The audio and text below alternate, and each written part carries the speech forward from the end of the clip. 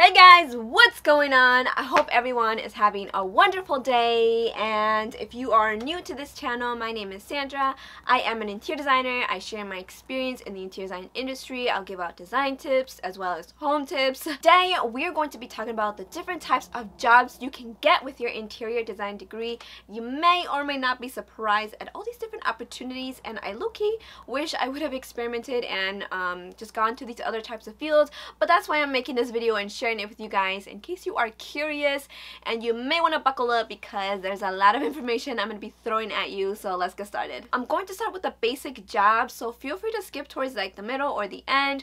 I'm going to have the timestamps below so you guys can kind of like skip to whatever part you want. You know, you do you, boo boo. First off, we have commercial interior designer, and this is a very popular area for a lot of interior designers because it has so many subcategories.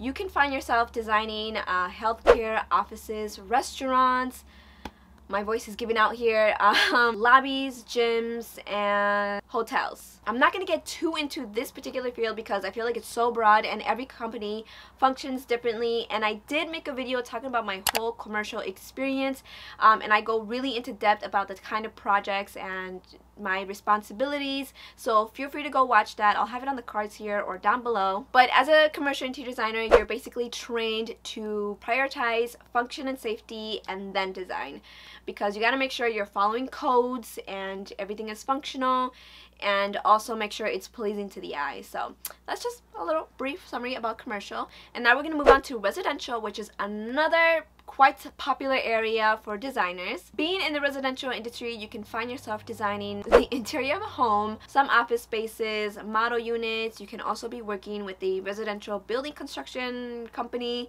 But as a residential interior designer, you have more direct contact with the client. You deal with the budget, you work with a lot of contractors, give out design presentations, you're involved with renovations, furnishing a home. And in my opinion, I find that residential is more creative and a bit more fun. Especially when you get the chance to design custom pieces for a client. I really enjoy that aspect of residential. Most of the companies are relatively smaller in size. Some of them could be medium sized too, and you will most likely find yourself working for somebody's business. Now we're going to move on to the third, which is kitchen and bath designer. So if you really enjoy designing the kitchen and bath of a home, this could be for you. You're basically involved in building or renovating a kitchen and bath. You still have contact with the client, you deal with the budget, and you produce the kitchen and bath drawings. There is a certification to be completed in this field, which is called the Associate Kitchen and Bath Design. And I will say this is kind of a high demand job because I always see jobs postings hiring a kitchen and bath designer.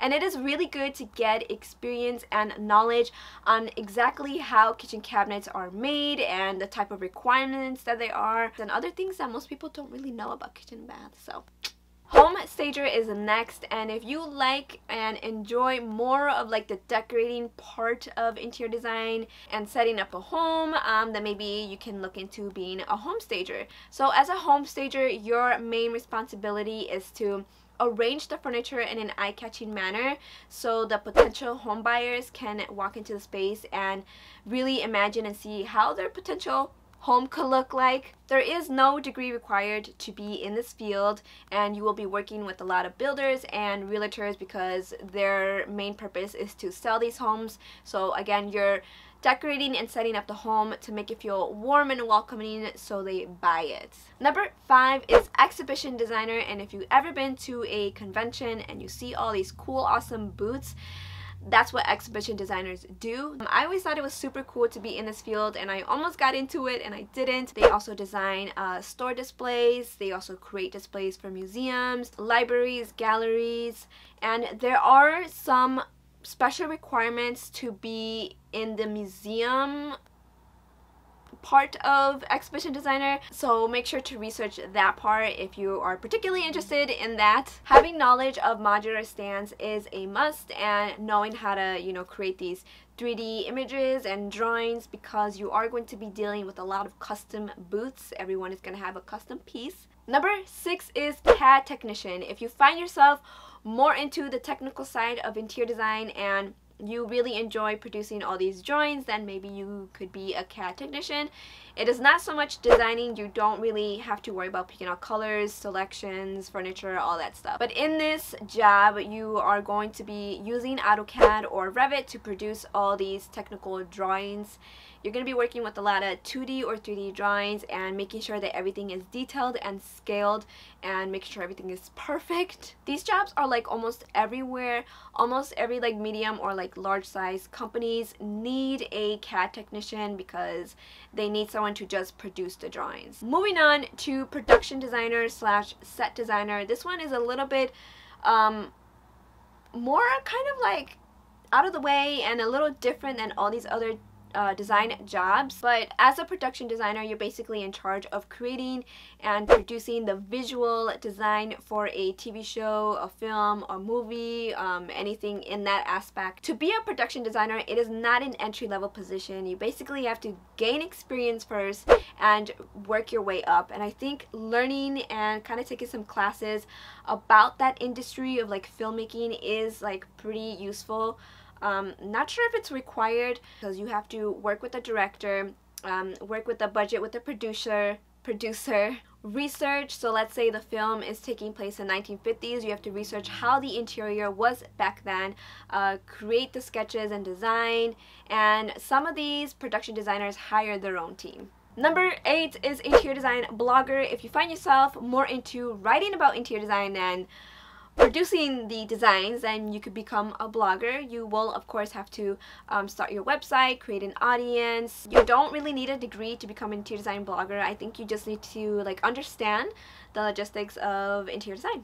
Next up is furniture designer, and as a furniture designer you need to be well-rounded in architecture, craftsmanship, and carpentry. You need to know AutoCAD, maybe take some woodworking classes, and learn about all these furniture design trends, learn about the history of furniture, all that stuff. Many of the clients for this field will be like individual people or several suppliers of corporations, and there are some companies that solely design custom furniture, and I almost went to that field too, but it didn't end up working out. Many of them are relatively small in size to like medium size, and most of them have like their own company, and some of them are freelancers too. Number 10 is textile designer, and I think this one is a very fun one. So if you're really into like producing patterns for fabrics, or you're into that type of design, you can become a textile designer.